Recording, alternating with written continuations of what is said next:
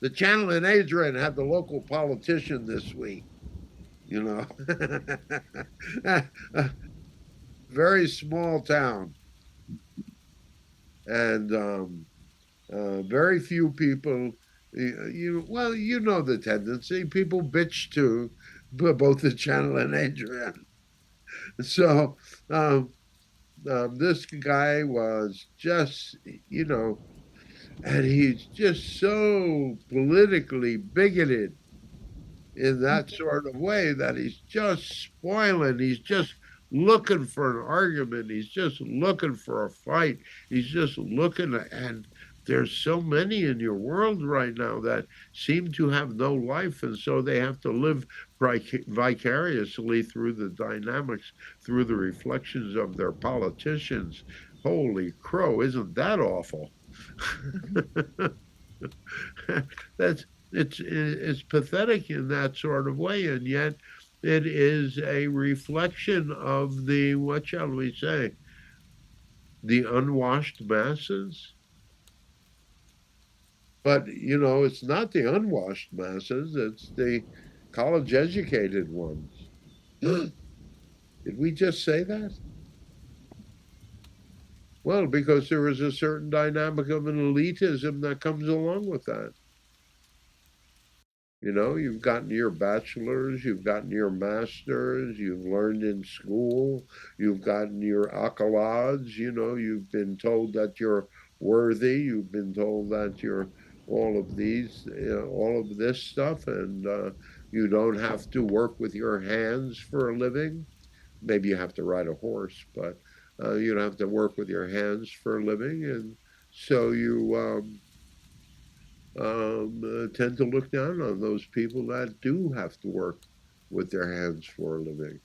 And it's a natural thing. It's almost a built-in elitism that, and you know, and it exists within the dynamics of the schools that you go to.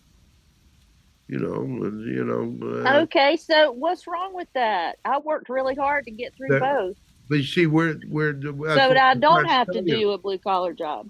We're trying to tell you that there is nothing wrong with that if you understand that, in other words, if you're willing to give the same respect to those that work with their hands as you, and you know you do that normally anyway. Sure.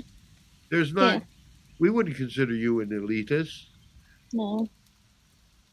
but you know but we're serious in that. You know, you all know people. You all know people, you know, it may not be specifically true in every circumstance, and yet, generally speaking, you know that it is the truth. That and it's not anything that is in people's conscious minds. It's not in their consciousness; it's in their subconscious. And they, you know, because there is, if you, in other words, a lot of people, you know, even if there's a lot of people that have never finished high school.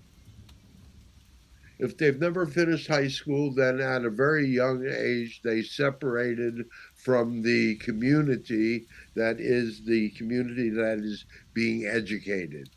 Usually, they have to go out and they have to become productive in some sort of way. They have to get a job. They have to earn, you know, earn a living a different sort of way. Now it can be trade. It can be, you know, but it's also there's a lot of people that just become jack of all trades in that sort of way because they have no formal education and they pick up a little here and they pick up a little there and they wind up being your handyman. You know, they wind up people being the people that you rely on to fix your toilet, to, you know, to fix those things that you are unable to because you have been being educated. So you've been being educated in a certain area, but nobody's really taught you how to use a screwdriver or use a hammer or how to build something or you know anything along those lines. That's not generally something that you're learning in school, except perhaps in high school. But again, you realize that people are separating from community, and so then there's a lot more people. They finish school, but they finish high school, and their circumstances are they can't afford to go to college, or they don't have the grades necessary to do that because they've been ADHD, or they've been rebellious, or they've been borderline autistic, or any number of other mental disabilities that happen during the dynamics of childhood, because we know that you all had childhoods that were loving and nurturing, and none of you were ever scarred or hurt by anything that ever happened to you in your younger lives. And so, being the perfect individuals that you are right now, we would say to you, why aren't you living a good life?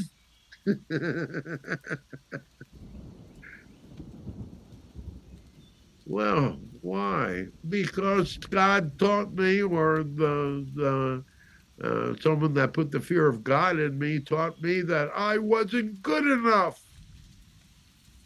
And I couldn't be good enough because I have been born with original sin.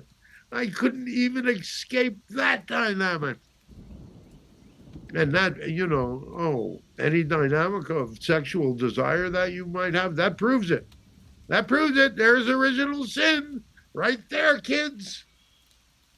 Now, how did that get transferred from eating from the tree of knowledge? Which was its own kind of education. That's the understatement of the week. Well, that's huge, because right there, the beginning separation. In the beginning. That's huge. Yeah, we know. That's why we're letting you digest it just a little bit. That's huge. Why do you think it's so huge? Because it carries that initial imprint of leaving the garden.